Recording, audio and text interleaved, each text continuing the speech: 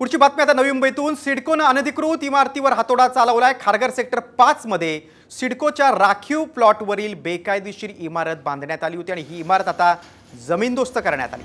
5 मजली अनधिकृत इमारतीमध्ये तब्बल 110 लहान फ्लॅट्स तयार करण्यात आले होते। बांधकाम व्यावसायिकावर देखील कठोर कारवाई करण्याची मागणी करण्यात आली। तू बाहेरच आहे।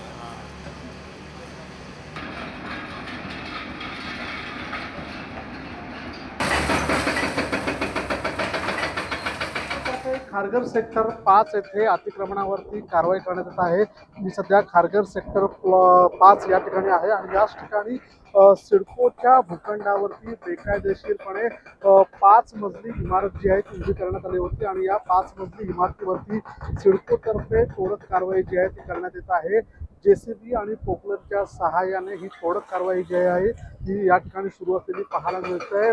5 मजली इमारत या ठिकाणी उभी करण्यात आली होती। त्यांचं सामान आपण पाहतोय की या मोकळ्या जागेवरती ठेवण्यात आलेलं आहे। हे सर्व जे नागरिक आहेत ते आता बेघर झालेले आहेत। तर बांधकाम व्यावसायिकाचा निष्काळजीपणा आहे तो या संपूर्ण या नागरिकांच्या बेघरपणाला जबाबदार आहेत आणि अनधिकृत इमारत जी आहेत या सिडकोच्या प्लॉटवरती उभारण्यात आली आहे। त्यामुळे अनेक कुटुंब जे आहेत या ठिकाणी रस्त्यावरती आलेले सध्या पाहायला मिळत आहेत।